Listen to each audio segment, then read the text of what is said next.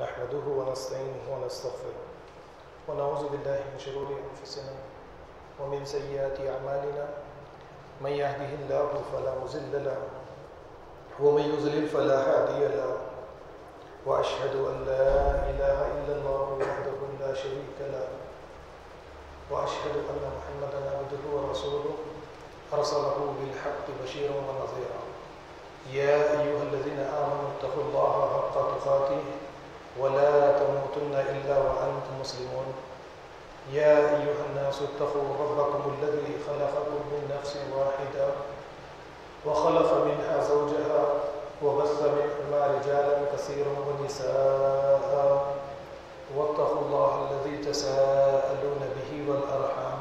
إن الله كان عليكم رقيبا يا أيها الذين آمنوا اتقوا الله وقولوا قولا سديدا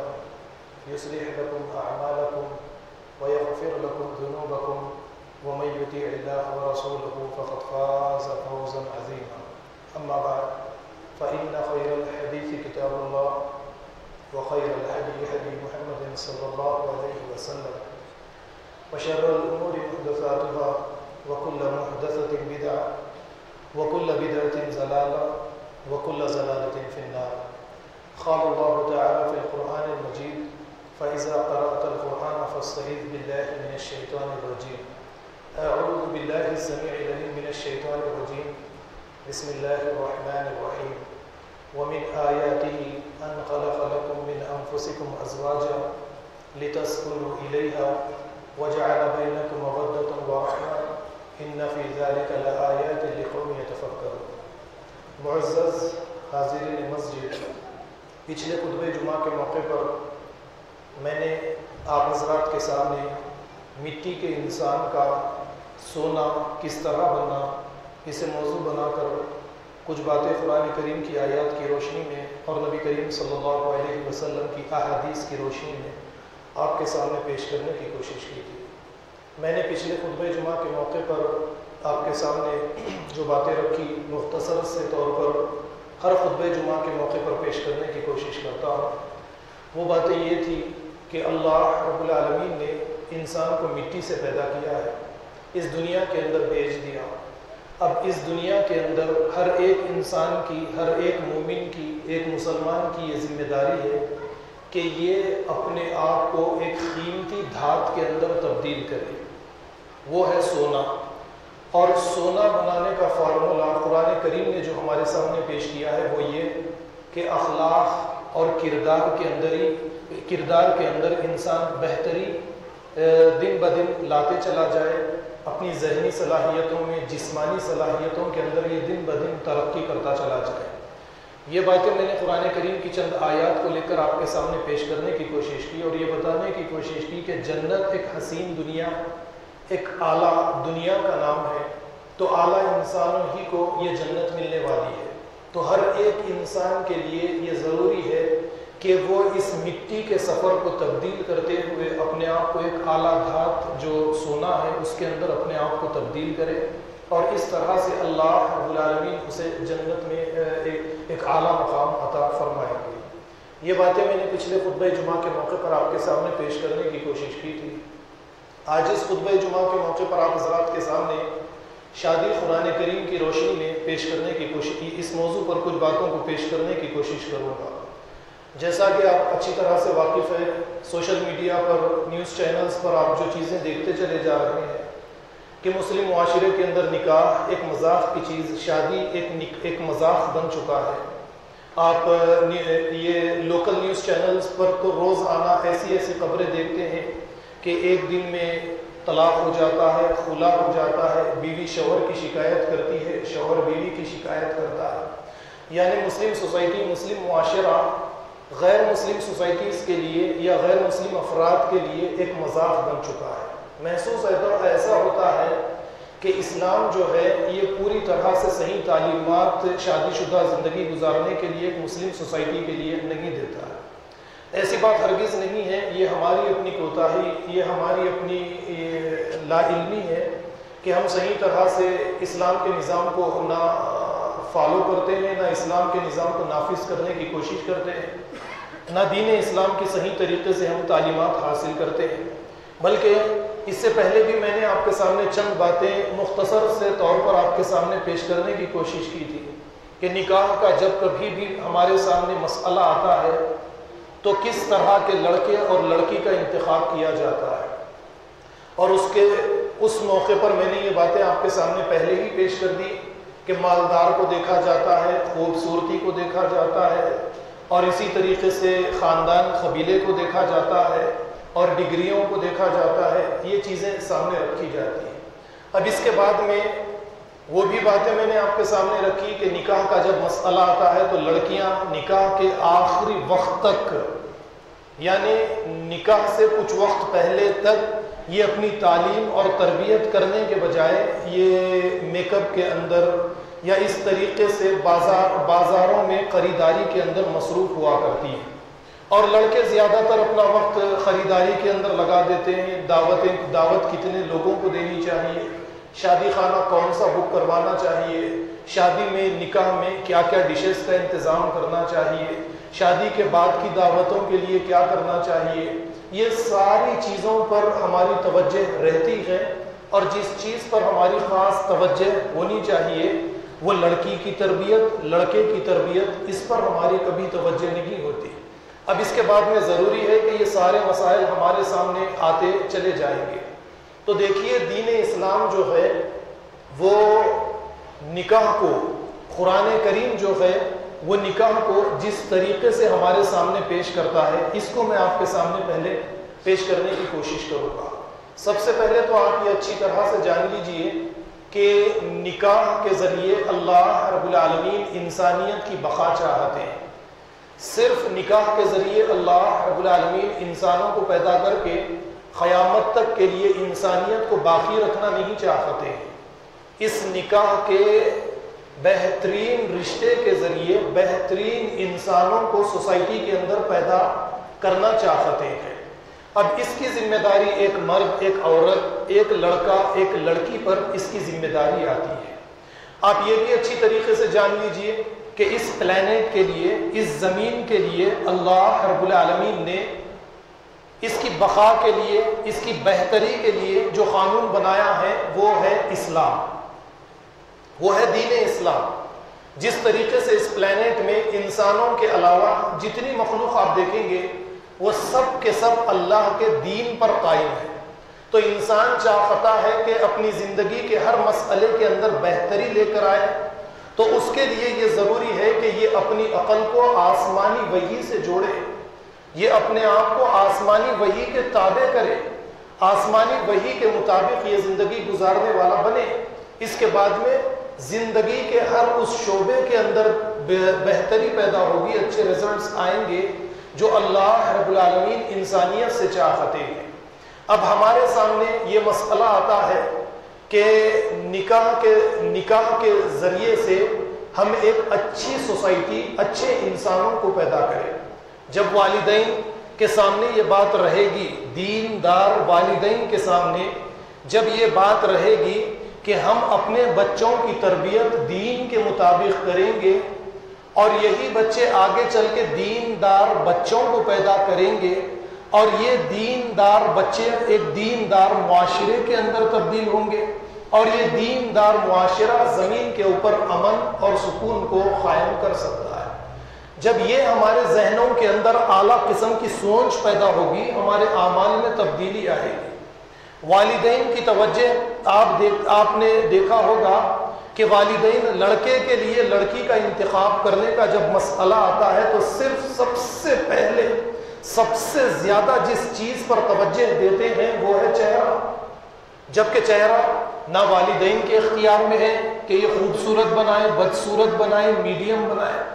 رنگ نہ والدین کے اختیار میں ہے کہ لڑکا کس طریقے کا ہونا چاہیے، لڑکی کس طریقے کی ہونی چاہیے، کس خاندان میں پیدا ہونا چاہیے، کس سوسائٹی میں پیدا ہونا چاہیے، مالدار ہونا چاہیے، غریب ہونا چاہیے۔ یہ ساری چیزیں کسی انسان کے ہاتھ میں، کسی لڑکے اور لڑکی کے ہاتھ میں نہیں ہیں، بلکہ اللہ رب العالمین اپنی مرضی سے اس کا انتخاب کرتے ہیں، لیکن انسان اس چیز کا انتخاب نہیں کرتا۔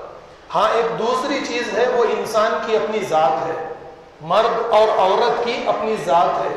اللہ رب العالمین نے انسان کو یہاں پر اختیار دیا ہے کہ ذات کے اعتبار سے یہ اپنے آپ کو اعلیٰ بنائے یا کمتر کر لے، اسفل سافلین میں اپنے آپ کو پہنچا دے، یا اخلاق کی ایک اعلیٰ معراج تک اپنے آپ کو یہ پہنچا کر اس دنیا کے اندر اور آخرت کے اندر اعلیٰ مقام حاصل کرے. تو اب آپ دیکھیے، جو چیز توجہ کا مرکز ایک مومنہ عورت کے لیے ہوتی ہے وہ ہے اخلاق، اقدار اور کردار، وہ ہے دین. لیکن ہمارے یہاں پر جو چیز دیکھنے میں آتی ہے، اس چیز کی کوئی اہمیت ہمارے پاس نہیں ہے.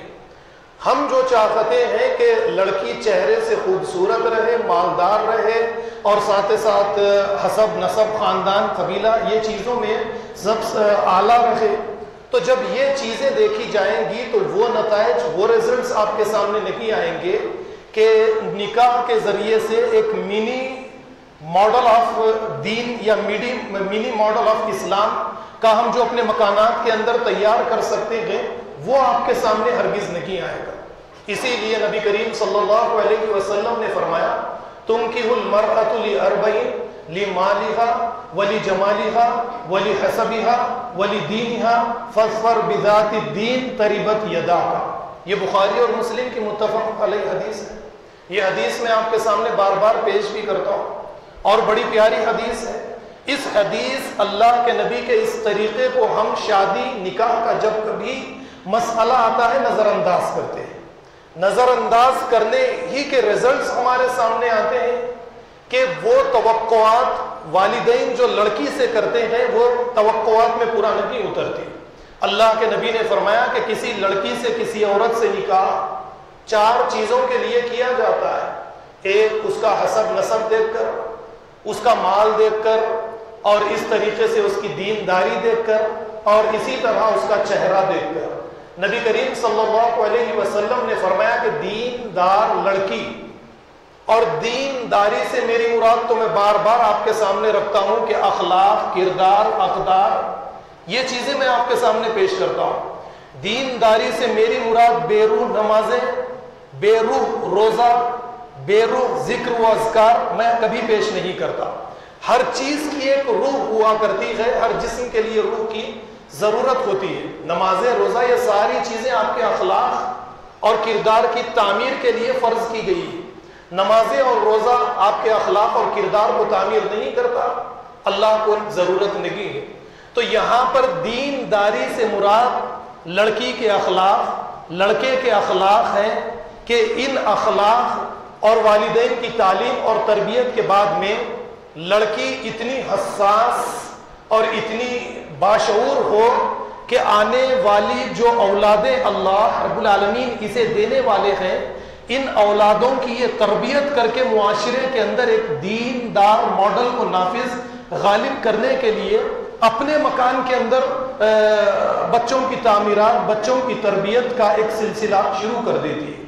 اللہ کے نبی صلی اللہ علیہ وسلم نے فرمایا کہ دیندار لڑکی سے نکاح کرو. خوبصورت لڑکی میں وہ بات نہیں جو دیندار با اخلاق لڑکی میں ہے. حسب نسب والی لڑکی میں وہ بات نہیں جو دیندار لڑکی میں ہے. اور اسی طرح مالدار لڑکی میں وہ بات نہیں ہوگی جو دیندار لڑکی میں بات ہوگی. اللہ کے نبی نے فرمایا کہ خبردار، ایسی لڑکیوں سے نکاح کر کے اپنے ہاتھوں کو مٹی میں تم ہرگز نہ ملاؤ. اب آپ ذرا غور کیجئے کہ وہ کون سے دیندار والدین ہوں گے جن کی نظروں میں نبی کریم صلی اللہ علیہ وسلم کی اس حدیث، اللہ کے نبی صلی اللہ علیہ وسلم کے اس بتائے ہوئے طریقے کا مقام ہوگا. مجھ کو تو دیکھنے میں نہیں ملتا کہ والدین کا زیادہ تر فوکس صرف چہرہ بنتا ہے، خاندان بنتا ہے، قبیلہ بنتا ہے، مال بنتا ہے. فوکس اخلاق، کردار ہرگز نہیں بنتے. اب جب فوکس اخلاق اور کردار نہیں بنا تو اس کے بعد میں طلاق، خلا، لڑائی، جھگڑے، یہ ساری چیزیں پیدا ہوتی ہیں. تو یہ شکایتوں کا ایک دفتر پہلے تو خاندان والوں کے سامنے، پڑوسیوں کے سامنے، پھر اس کے بعد میں پولیس اسٹیشن میں، عدالت میں، وغیرہ وغیرہ ایک شکایتوں کا دفتر کھول دیتے ہیں. اپنی غلطی بنیادی طور پر جو غلطی والدین نے کی ہے اس کو قبول نہیں کرتے. اسی لیے دیکھیے قرآن کریم ایک مسئلہ، ایک اصول ہمارے سامنے پیش کرتا ہے، ان اللہ لا یغیر ما بقوم حتی یغیر ما بانفسہم، اللہ تعالیٰ کسی قوم کی حالت کو اس وقت تک نہیں بدلتے جب تک کہ یہ خود اپنے آپ کو تبدیل نہیں کرتے۔ والدین کو تبدیل ہونا چاہیے،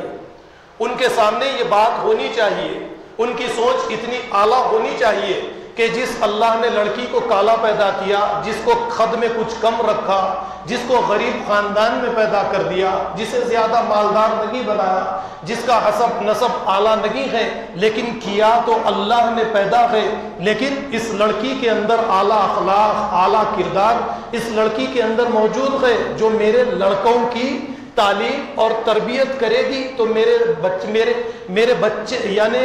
میرے پوترے جو بھی رہیں گے یہ ایک اعلیٰ انسان کے اندر تبدیل ہوں گے۔ یہ ضروری ہے یا نہیں ہے؟ اب آپ بتائیے۔ پھر اس کے بعد میں ہم شکایتیں دیکھتے ہیں کہ فلانے کے بچے نے، فلانی کی بچی نے یہ کر دیا، وہ کر دیا۔ پھر ہم سوشل میڈیا پر، لوکل نیوز چینل پر روزانہ جو دیکھتے ہیں کہ کوئی لڑکی شوہر کے ساتھ غلط کرتی ہے، کوئی لڑکا بیوی کے ساتھ غلط کرتا ہے، کوئی ساس اپنی بہو کے ساتھ غلط کرتی ہے، کوئی ننند اپنے بھائی کی بیوی کے ساتھ غلط کرتی ہے۔ اس طریقے سے یہ شکایتیں آپ کو روزانہ ملتی چلی جاتی ہیں۔ چلیے یہ شکایتوں کو بھی ہم سامنے رکھیں گے، لیکن پھر قرآن کریم کی تعلیمات کی طرف ہم آئیں گے اور یہ دیکھیں گے۔ سب سے پہلے ایک بات آپ اچھی طرح سے یہ جان لیجئے کہ سوسائٹی کیا ہے۔ ایک خاندان 6 آدمی، 4 آدمی، 8 آدمی، 3 جو ہو، آپ لے لیجئے۔ ایک خاندان جب رات کے وقت میں سکڑ کر گھر میں کچھ لوگ آ جائیں تو آپ اسے خاندان کہیں گے، اور صبح کے وقت میں یہی اپنے اپنے گھروں سے نکل کر سوسائٹی کے اندر پھیل جائے تو یہ سوسائٹی، یہ معاشرہ بنتا ہے۔ انسانوں ہی سے ایک معاشرہ بنتا ہے، وجود میں آتا ہے۔ رات کو ایک خاندان بنتا ہے، صبح کو یہی خاندان ایک معاشرہ بناتے ہیں۔ تو اب آپ دیکھیے، ایک لڑکی غلطی کرتی ہے، ایک شوہر بیوی کا قتل کرتا ہے، شوہر ایک مرد بیوی پر ظلم و زیادتی کرتا ہے، یا ایک شوہر یا ایک مرد بیوی کو زیادہ مال لانے کے لیے ٹارچر کرتا ہے، اسے تکلیفیں دیتا ہے، یا ایک ننند بھائی کی بیوی پر ظلم و زیادتی کرتی ہے۔ اب آپ ذرا دل پر ہاتھ رکھ کر یہ سوچئے کہ یہ لڑکے لڑکیاں، ان کی تعلیم اور تربیت کس نے کی ہے؟ سب سے پہلے آپ یہ جان لیجئے اچھی طرح سے، ان کی تعلیم اور تربیت تو ایک مکان کے اندر، ایک خاندان کے اندر ہوئی ہے۔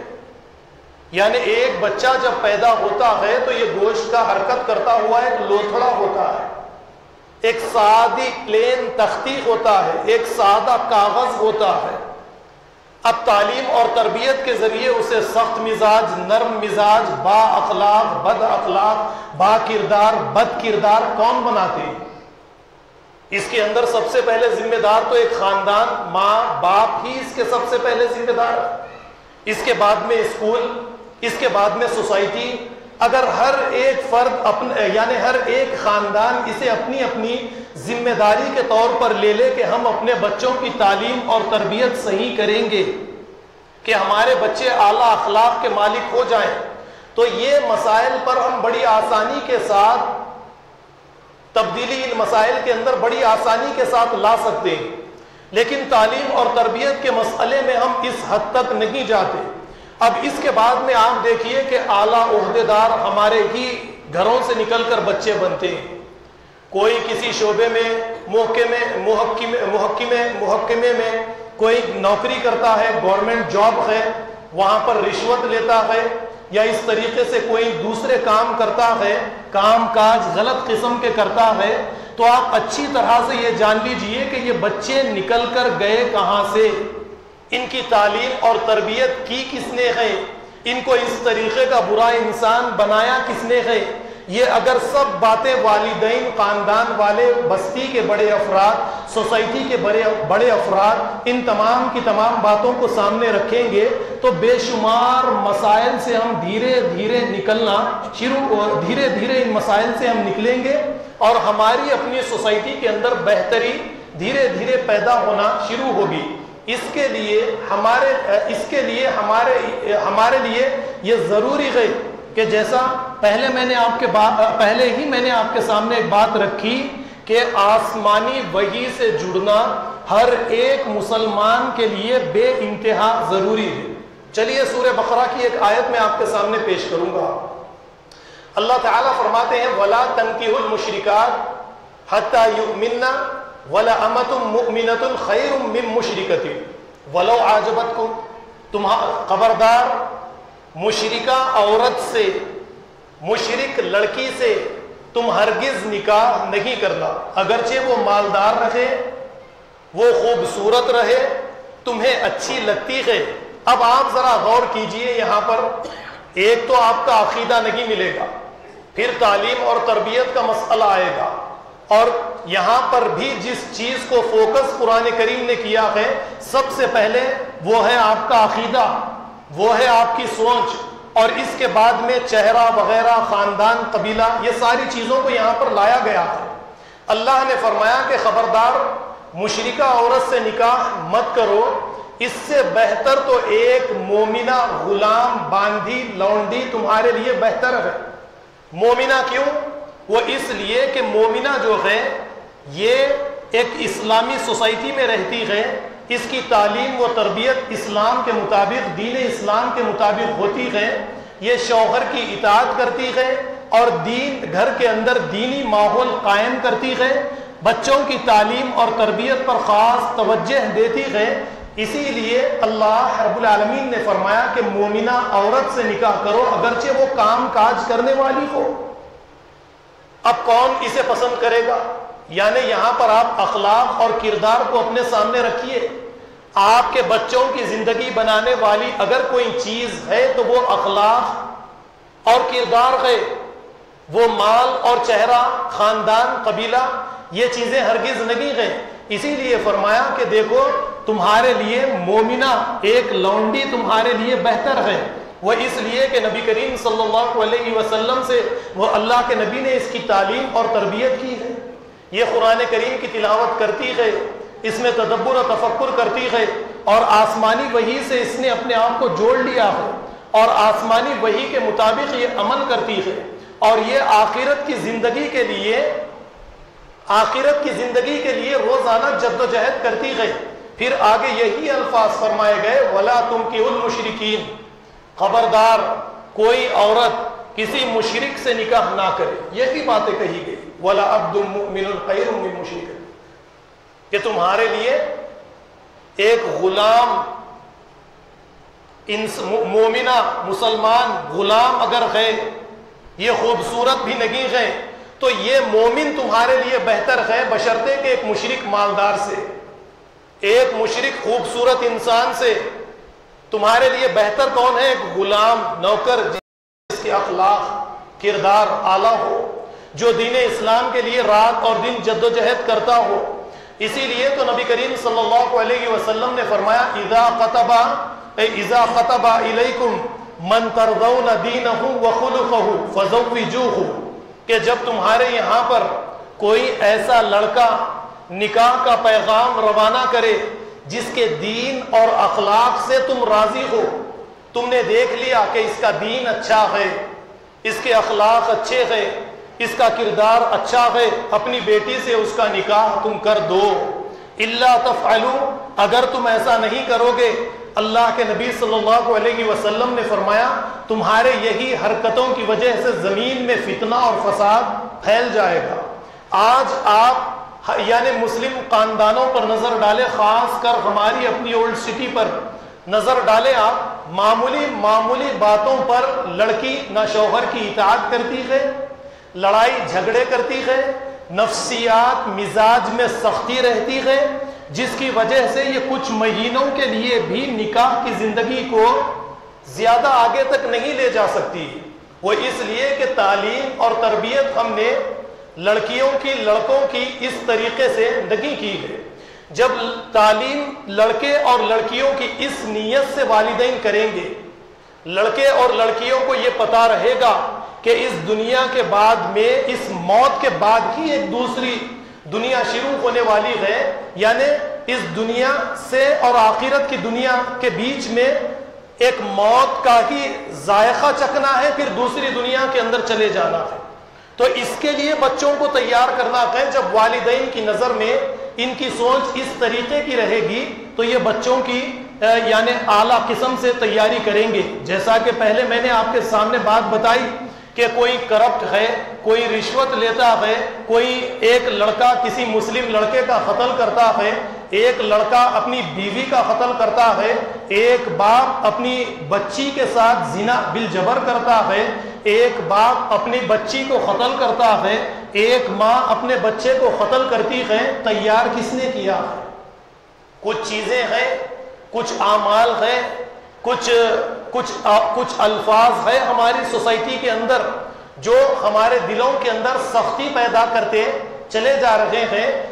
جن سختیوں کی وجہ سے دن بدن برے رزلٹس ہمارے سامنے آتے چلے جا رہے ہیں۔ اس کے لیے اب ہمیں کرنا کیا ہے؟ ہماری توجہ کا مرکز بچوں کی شادی کا مسئلہ آئے تو اخلاق رہے، کردار رہے، دینداری رہے، اور یہ چیزیں ساتھ ساتھ اس کے ساتھ ملتی جلتی رہے کہ یہ بچے ہمارے دیندار رہیں گے۔ تو جیسے قرآن کریم میں اللہ نے فرمایا وعد اللہ الذین آمنوا منکم وعملوا الصالحات لیستخلفنہم فی الارض، وعدہ ہے میرا ان لوگوں سے جو ایمان لائیں گے، یعنی مومن اور مومنہ رہیں گے۔ مومن اور مومنہ، مومن اور مومنہ یہ اخلاق اور کردار سے جڑتا ہے۔ جیسا کہ قرآن کہتا ہے خالت الاعراب آمنا قل لم تؤمنوا ولکن قولوا اسلمنا، کہ اعرابی اللہ کے نبی کے پاس آ کر کہنے لگے کہ ہم مومن ہو گئے۔ اے نبی کہہ دیجئے کہ تم ابھی مومن نہیں ہوئے، صرف تم نے کلمے کا اقرار کیا، نمازوں کی پابندی کر لی، روزے رکھنا تم نے شروع کر دیے، تم مسلم ہوئے۔ مومن انسان اخلاق اور کردار معاملت داری سے بنتا ہے۔ تو مومنہ مرد، مومنہ عورتیں جب سوسائٹی کے اندر بنیں گی، پیدا ہوں گی، ہم پیدا کریں گے، ہم تعلیم و تربیت کے ذریعے معاشرے کو اس کے اندر تبدیل کریں گے، تو آپ دیکھیے کہ بہترین لوگ پیدا ہونا شروع ہو جائیں گے، اور یہ تمام کے تمام مسائل جو آج سرخیوں پر ہے اخبارات کی، نیوز چینل کی، یہ تمام کے تمام یعنی چیزیں ختم ہونا شروع ہو جائیں گی۔ لیکن اس کے لیے ضروری ہے کہ ہم تو کچھ کریں۔ قرآن کریم پر آپ نظر ڈالیں گے، قرآن کریم اس نکاح کی زندگی کو لِتَسْكُنُوا إِلَيْهَا کہتا ہے کہ تم نکاح کرتے ہو ایک مرد اپنے ارادے اور اختیار سے، ایک عورت اپنے ارادے اور اختیار سے، دونوں مل کر زندگی گزارنے کا جب فیصلہ کرتے ہیں تو ان کی سوچ اتنی اعلیٰ ہوتی ہے لِتَسْكُنُوا إِلَيْهَا، تاکہ یہ دونوں ایک دوسرے کے ساتھ مل جل کر زندگی گزار کر سکون حاصل کرتے ہیں۔ قرآن تو یہ کہتا ہے۔ اس کے الٹ منظر ہمارے سامنے مسلم خاندانوں پر، شوہر بیوی پر نظر ڈالیں تو اس کے الٹ منظر ہمارے سامنے آتا ہے۔ نکاح کے بعد میں زندگیوں کا سکون تباہ اور برباد ہو جاتا ہے، خوشحال زندگی برباد زندگی کے اندر دھیرے دھیرے تبدیل ہونے لگتی ہے۔ بچوں کی نہ تعلیم ہوتی ہے نہ تربیت ہوتی ہے، بچے گھر سے باہر نکلتے ہیں، گالی گلوچ، لڑائی جھگڑے، زبان، بد اخلاقی، بد کرداری، یہ ساری چیزوں کا مظاہرہ کرتے ہیں۔ پہچان یہ ہوتی ہے کہ والدین صحیح نہیں ہے، جن والدین نے بچوں کی تعلیم اور تربیت صحیح نہیں کی ہے، اور دھیرے دھیرے یہی بچے والدین کا سکون تباہ اور برباد کر دیتے ہیں۔ بیوی شوہر کے لیے عذاب، شوہر بیوی کے لیے عذاب، یہ دونوں سارے خاندان کے لیے عذاب بن جاتے ہیں۔ قرآن کہتا ہے لِتَسْكُنُوا إِلَيْهَا، تاکہ تم دونوں کو سکون حاصل ہو جائے۔ اس پاک رشتے کے ذریعے تم دونوں کو سکون مل سکے۔ کب سکون ملے گا؟ جب ہماری سوچ اعلیٰ ہوگی، جب لڑکے اور لڑکی کے سامنے یہ چیز ہوگی کہ اللہ رب العالمین ہم سے جو نسلیں پیدا کریں گے، ان نسلوں کی تعلیم اور تربیت کرنا ہے، ان نسلوں کو دوسری دنیا کے لیے، آخرت کے لیے ان نسلوں کو تیار کرنا ہے، اس کے لیے ہمیں قربانیاں دینی ہے، اس کے لیے ہمیں تیاری کرنی ہے۔ جب یہ سوچ لڑکے اور لڑکی کی رہے گی تو اس کے بعد میں ان کے عمل کے اندر تبدیلی آئے گی۔ یہ سوچ اگر نہیں رہے گی، روایتی رویوں کو اختیار کریں گے، شادی کا مسئلہ آئے تو وہی روایتی رویے یا پھر کچھ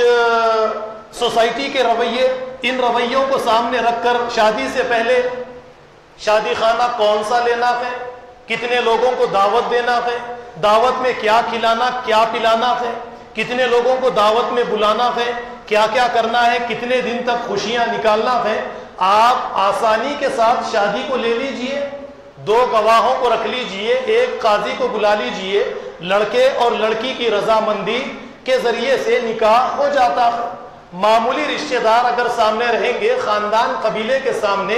ایک اعلیٰ مقصد رہے گا کہ لڑکے اور لڑکی کے لیے شادی کے بعد میں جب بچے ہوں گے تو بچوں کی تعلیم اور تربیت کا مسئلہ آئے گا، مکان بنانے کا مسئلہ آئے گا، یعنی معیشت کا بہت بڑا ایک مسئلہ آنے والا ہے۔ تو اس مسئلے کو حل کرنے کے لیے ہمیں کیا کرنا چاہیے؟ اس طریقے کی اگر سوچ پیدا ہوگی تو یہ دکھاوا، یہ ساری چیزیں ہمارے اندر سے ختم ہوتی چلی جائے گی اور اعلیٰ مقاصد کے لیے ہم دھیرے دھیرے آگے بڑھنے والے بنیں گے۔ لیکن اس طریقے کی سوچ ہماری ہرگز نہیں ہے، ہم یہ سب چاہتے ہی نہیں ہے۔ وہی روایتی رویوں کے اوپر عمل کرنا، مال کو تباہ کرنا، برباد کر دینا۔ اب اس کے بعد میں بچوں کی تعلیم اور تربیت کا مسئلہ ہے تو کسی سرکاری اسکول میں داخلہ دلوا دینا، کیونکہ تعلیم بھی لڑکے اور لڑکیوں کی آج کے اس دور میں ان کو اعلیٰ تعلیم دلوانا والدین کی ایک اہم ذمہ داری ہے۔ اب چھوٹے موٹے اسکول کے اندر داخلہ کروا دینا، وہ اس لیے کہ نکاح کے ٹائم میں، ولیمے کے ٹائم میں 10 لاکھ 20 لاکھ 50 لاکھ ہم نے خرچ کر دیے۔ یہ تو صرف 1 2 3 دن کے لیے تھے، آگے کا مقصد بچوں کی تعلیم اور تربیت، مکان کا بنانا، یہ ساری چیزیں ہمارے سامنے مقصد تھا ہی نہیں۔ تو یہی سب کچھ ہوتا رہے گا، اور زیادہ تر جو شوہر نکاح کے بعد میں بیوی کو مارتا ہے یا بار بار پیسے کا مطالبہ کرتا ہے، ان ساری چیزوں کے ذمہ دار میں اپنے آپ کو اگر اس کا ذمہ دار نہ کہوں، آپ اپنے آپ کو اگر اس کے ذمہ دار نہ کہیں، لیکن اللہ اس کو ہمیں ہی ذمہ دار قرار دیتا ہے۔ جو سماج کے اندر جو رویے، جو طریقے، جو رسم و رواج ہم نے بنائے ہیں، انہی رسم و رواج کے اندر سوسائٹی پیچھے چلے جا رہی ہے، جس کی وجہ سے یہ سارا فساد زمین کے اوپر ہماری آنکھوں کے سامنے، ظہر الفساد فی البر والبحر بما کسبت ایدی الناس،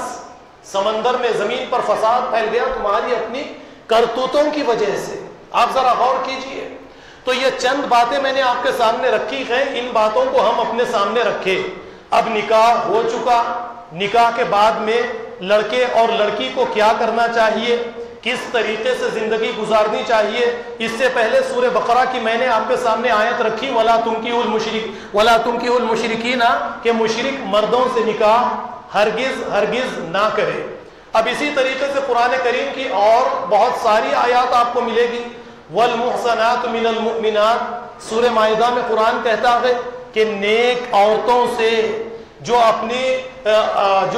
عفت کی حفاظت کرنے والی ہے، مومنہ عورتوں سے تم نکاح کرو، اور ان عورتوں سے تم نکاح کرو جو اہل کتاب میں سے ہیں لیکن یہ اپنی عزت کی حفاظت کرنے والی ہے۔ یہ بھی بات عام ہو چکی ہے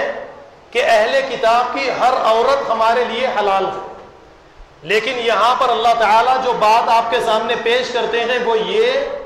کہ وہ اہل کتاب کی عورت آپ کے لیے آپ اپنے نکاح میں لا سکتے ہیں جو اپنی عظمت، اپنی عزت کی حفاظت کرنے والی ہے، جو آپ کے بچوں کی صحیح طریقے سے تعلیم اور تربیت کرنے والی ہے، اس کا ذہن، آپ کا ذہن آخرت کے لیے رہنے والا ہے، اس کی سوچ، اس کی مزاج، آپ کی مزاج ایک جیسی رہے۔ یہ چیز ضروری ہے کہ ایک مرد کی مزاج، عورت کی مزاج، مرد کی سوچ، عورت کی سوچ ایک طرح کی جب ہوتی ہے تو مکان جو ہے یہ جنت کے مکان کے اندر تبدیل ہوتا ہے۔ تو اس کے لیے ہمارے لیے یہ ضروری ہے کہ ہم اپنی سوچ کے مطابق ایسی لڑکی کا انتخاب کریں، یا لڑکی اپنی سوچ کے مطابق ایسے لڑکے کا انتخاب کرے جو دونوں کی سوچ آپس میں ایک دوسرے سے ملتی ہے۔ یہ اختیار کسی والد کسی رشتہ دار کے ہاتھ میں اللہ رب العالمین نے نہیں دیا کہ اپنی لڑکی کا نکاح جس طرف چاہے جہاں چاہے جس لڑکے سے چاہے کر دے۔ قرآن کہتا ہے لا اکراہ فی الدین، دین میں زبردستی ہرگز نہیں ہے، یعنی لڑکا راضی ہونا چاہیے، لڑکی راضی ہونی چاہیے، یہ ایک دوسرے کو اچھی طریقے سے جان لے کہ یہ میری زندگی کو صحیح طریقے سے لے کر چل سکتا ہے یا آگے جا کر مسائل پیدا کر سکتا ہے، یہ ساری چیزوں کو ہمیں دیکھنا چاہیے، اس کے بعد میں نکاح کے لیے آگے قدم بڑھانا چاہیے۔ تو یہاں پر دیکھیے میں نے قرآن کریم کی لتسکنوا الیہا سورہ کا نام یاد نہیں آ رہا ہے، سورہ روم کی آیت ہے، یہ آیت بھی آپ کے سامنے پیش کی ہے۔ اب اس کے بعد میں میری اور آپ کی ذمہ داریاں ہیں، یہ ایک میں نے آج اس خطبہ جمعہ کے موقع پر چند باتیں آپ کے سامنے جو پیش کرنے کی کوشش کی ہے۔ میرا ارادہ ہمیشہ زیادہ تر اصلاح پر کام کرنے کا ہوتا ہے، وہ روایتی طریقے سے خطبہ جمعہ دینا یا روایتی طریقے سے تقریر کرنا میں نہیں چاہتا۔ میں سوسائٹی کے اندر تبدیلی لانے کے لیے کام کاج کر رہا ہوں۔ آپ دیکھیں گے کچھ دن پہلے ایک آپ کے سامنے 8-9 سال سے ایک بات میں ہمیشہ رکھا کرتا تھا، 1 روپیے کے ذریعے ہماری کتنی طاقت ہے۔ میں بتاتا تھا آپ کے سامنے ہمیشہ، آپ میں سے بہت سارے لوگ جانتے ہوں گے، 1 روپیہ ہم جمع کریں گے، ہندوستان کے 20 کروڑ آدمی روزانہ، تو 20 کروڑ روپیے ہم روزانہ جمع کر سکتے ہیں، اور یہ بجٹ ہمیں اب کسی بھی سیاسی جماعت کے بجٹ کی یا حکومت کے بجٹ کی ضرورت باقی نہیں رہے گی، یہ ہماری اپنی طاقت ہے۔ اور اس کے بعد میں نے یہ بات بھی آپ کے سامنے کہی تھی، قیمتی شادی خانے بنانے کی ضرورت نہیں ہے، بلکہ تعلیمی ادارے ہم قائم کریں، اس کے ذریعے قوم کے اندر ملت کے اندر تبدیلی آئے گی۔ ثناء اللہ مدنی کو آپ جانتے ہیں، پیس ٹی وی پر جو آتے تھے، ہماری بستی میں بھی 4-5 مرتبہ یہ آ چکے ہیں، ان کی تقریر بار بار واٹس ایپ پر بار بار آ رہی ہے۔ یہ تقریر آپ سنیں، میری 7 سال پرانی تقریریں سنیں، صرف وہی تقریر کو پلٹا کر ثناء اللہ مدنی نے آپ کے سامنے پیش کیا ہے۔ تو الحمدللہ مجھے اس بات کی خوشی ہوئی، میں یہ سمجھتا تھا کہ میری آواز 4 دیواری میں ہے، بلکہ مجھے اس بات کا پتہ چل گیا کہ میری آواز یہ 4 دیواری سے نکل کر ہندوستان کے لیول پر آج الحمدللہ پہنچ چکی ہے، لوگ باتوں کو سن کر دوسروں تک پہنچا رہے ہیں، تو یہ بڑی خوشی کی بات ہے۔ تو یہ چند باتیں دیکھیے میں نے آپ کے سامنے رکھی ہے، اسی کے ساتھ ایک ضروری بات آپ کے سامنے رکھ کر آج کے اس خطبے کو ختم کروں گا۔ یعنی آج سے 2 یا 3 دن پہلے مجھے ایک خیال آیا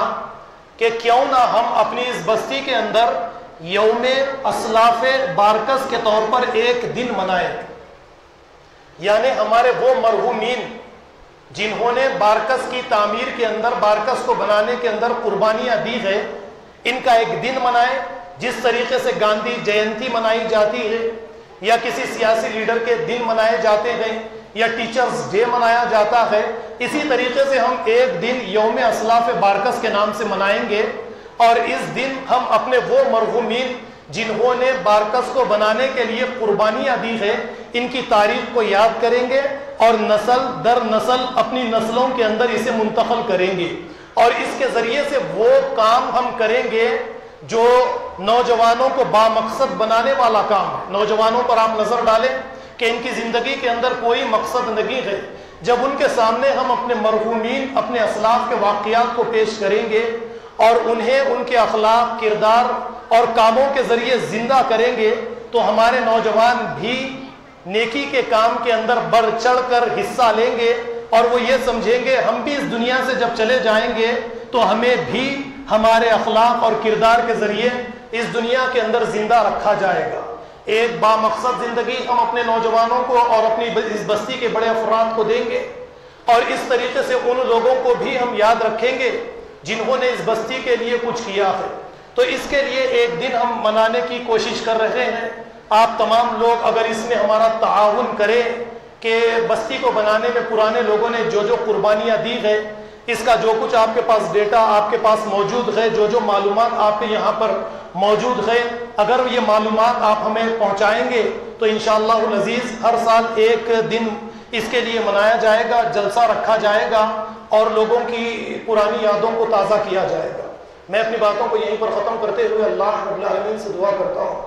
کہ جو کچھ بھی کہا گیا ہے اللہ تعالی ہمیں اسے سمجھنے والا، دوسروں کو سمجھانے والا بنائے۔ وآخر دعوانا ان الحمد للہ رب العالمین۔